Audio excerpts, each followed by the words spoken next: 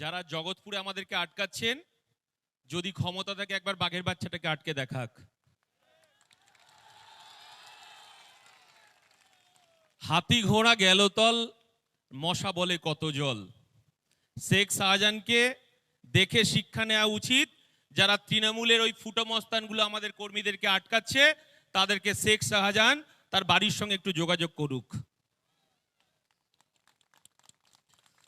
এটা বাঘের বাচ্চার আওয়াজ দিয়ে শুরু হোক নাকি?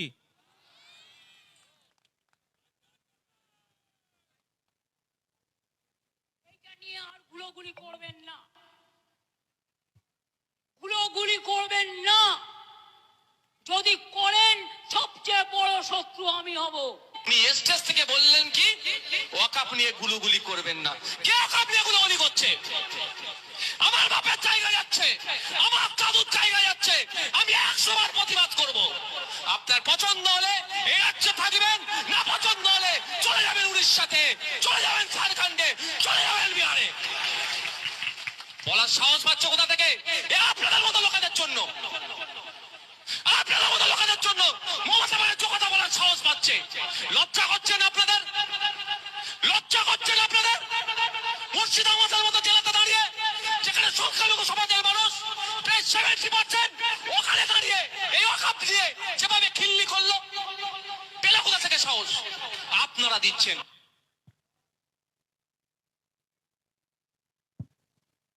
এক মিনিট একটু। এবার তৃণমূল নেতারা 21 সালে আপনারা যা বলেছিলেন আপনাদের দিদি, একটু শুনুন।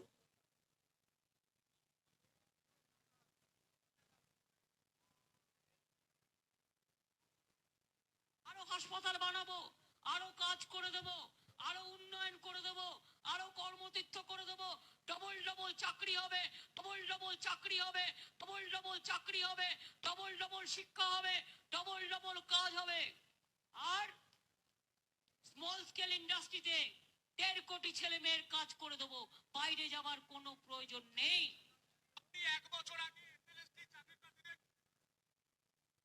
আর তৃণমূলের যে দামাল নেতারা আমাদেরকে আজকে এই সভার জন্য আটকাচ্ছেন, আপনাদের জন্য দিদির উপহারটা আপনারা একটু নেবেন না? উপহারটা নিন একটু।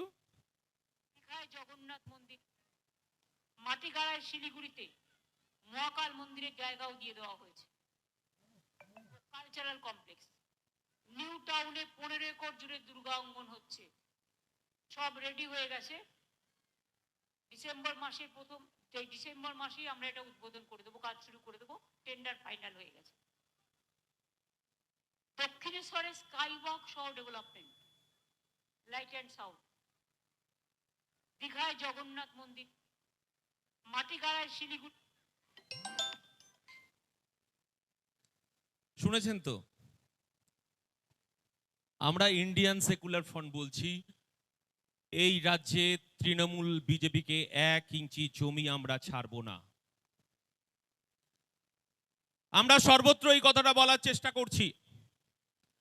2021 সালে মমতা বন্দ্যোপাধ্যায়, আমরা পরাজয়কে মাথা পেতে নিয়েছি। এই বসিরহাটের উত্তরের বিধায়ককে দূরবীন দিয়ে খুঁজতে হচ্ছে। বসিরহাটের মানুষ জানে, কিন্তু যে লড়াই ইন্ডিয়ান সেকুলার ফ্রন্ট বসিরহাটের মানুষ মাটিতে শুরু করেছি, প্রত্যেকটা ইঞ্চিতে ইঞ্চিতে আমরা বুঝে নেব। তৃণমূল বিজেপিকে এই কথাটাই বলতে চাইছি। আমরা এই কথাটা বলতে চাইছি।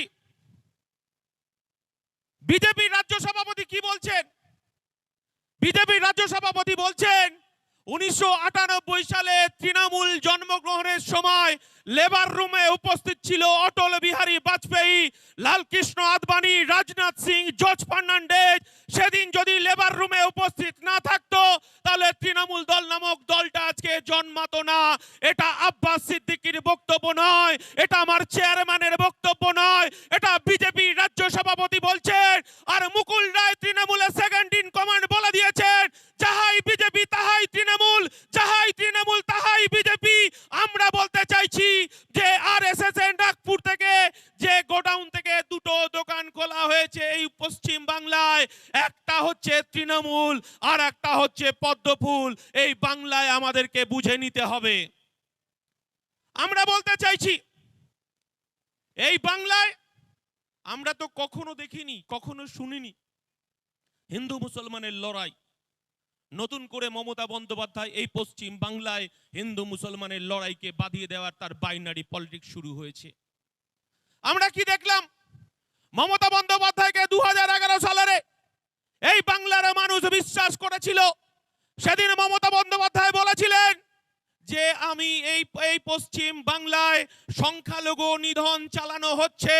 সেদিনকে আমরা দেখেছিলাম, আমরা ভুলে যাইনি। সেদিনকে মমতা বন্দ্যোপাধ্যায় তিনি আমাদের পশ্চিম বাংলায় বিরোধী দলনেত্রী। আমরা দেখলাম এই রাজ্যের মুখ্যমন্ত্রী বুদ্ধদেব ভট্টাচার্য, এই রাজ্যের পুলিশ মন্ত্রী বুদ্ধদেব ভট্টাচার্য, এই রাজ্যে তখন বামফ্রন্ট সরকার চলছে। মমতা বন্দ্যোপাধ্যায়কে সেদিনকে দেখলাম আমরা কলকাতার রাজপথে একটা বুকের সামনে প্ল্যাকার্ড ঝুলিয়ে তিনি একদিকে রিজবানুর রহমানের মা আর একদিকে রুকবানুর রহমানকে বলছেন ইনসাফ চাই, এবং বুদ্ধদেব ভট্টাচার্যের পদত্যাগ চেয়েছিলেন মাননীয় মন্ত্রী, মাননীয় মমতা বন্দ্যোপাধ্যায় বিরোধী নেত্রী। আমরা সেদিনকে এই পশ্চিম বাংলার মানুষ, এই পশ্চিম বাংলার সংখ্যালঘু মানুষ, আমার মায়েরা চোখের জল ফেলেছিল যে বামফ্রন্ট সরকার মুসলমান নিধনযজ্ঞ চালাচ্ছে। রিজবানুর রহমান পাতিপুকুরের ধারে তার লাশটাকে পড়ে থাকতে দেখেছিল। এই রাজ্যের মানুষ সেদিনকে মমতা বন্দ্যোপাধ্যায়ের হিজাব পরা, বোরখা পরা, ইনশাআল্লাহ সুবহানাল্লাহর আড়ালে এই বাংলার সংখ্যালঘুদের অধিকারটাকে চুরি করেছে এই মমতা বন্দ্যোপাধ্যায় দ্বিচারিতা। আমরা বলতে চাইছি মমতা বন্দ্যোপাধ্যায়, আপনি রেড রোডে নামাজ পড়েন, ভালো কথা। আপনি হিজাব পরে ইনশাআল্লাহ সুবহানাল্লাহ দোয়া আদায় করেন। এই বাংলার সংখ্যালঘু মুসলমানরা মমতা বন্দ্যোপাধ্যায়কে তাদের অভিভাবিকা মনে করেছিলেন। কিন্তু আমরা কি দেখলাম? যখন এই পশ্চিম বাংলায় আমরা দেখলাম যে এসআইআর এর নাম করে আমাদেরকে আতঙ্ক গ্রাস করেছে, আমাদের ভোটার লিস্টের নাম থাকবে কি থাকবে না, মমতা বন্দ্যোপাধ্যায় আর শুভেন্দু অধিকারী এই রাজ্যের বাইনারি পলিটিক্স তৈরি করেছেন। যখন আমার রাজ্যের সাধারণ মানুষ তারা এসআইআর এর ভোটার তালিকায় নাম সংশোধনের জন্য 2002 সালের তালিকা খুঁজতে ব্যস্ত, যখন ভোটার কার্ড আধার কার্ড যখন নিয়ে ব্যস্ত, আমরা ইন্ডিয়ান সেকুলার ফ্রন্ট বলতে চাইছি আমরা এই পশ্চিমবঙ্গে এই ভারতবর্ষের আমরা বাস করছি দীর্ঘদিন ধরে। আমার পূর্বপুরুষরা স্বাধীনতা আন্দোলনে লড়াই করেছে।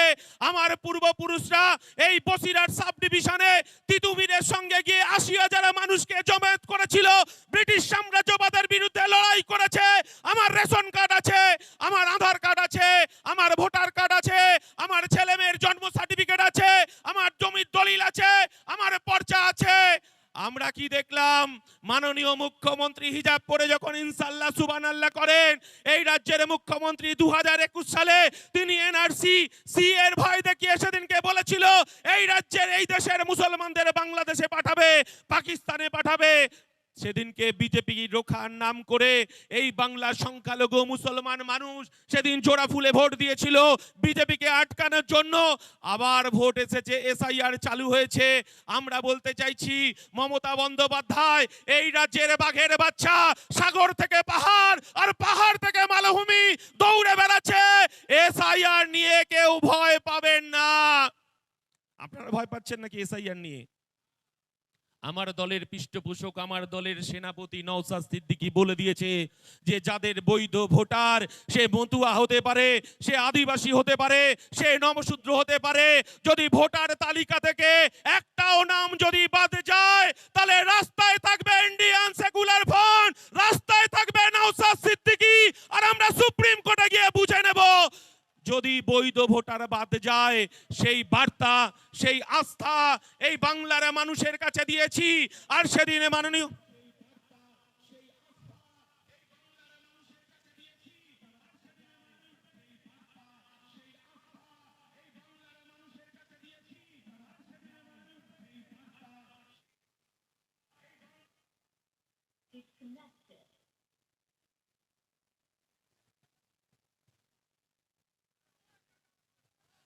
যাই হোক, একটু তাপসদা বলেছেন যে আমাদের লড়াইটা সর্বত্র, ঠিক আছে? তো 2026-এর আগে আমাদের আরো কঠিন লড়াইয়ের সম্মুখীন হতে হবে। আর এটা মনে রাখতে হবে, আমার দলের সেনাপতির নাম নওশাদ সিদ্দিকী। আমাদেরকে যত মারবে, যত কাটবে, তত বাড়বে ইন্ডিয়ান সেকুলার ফ্রন্ট।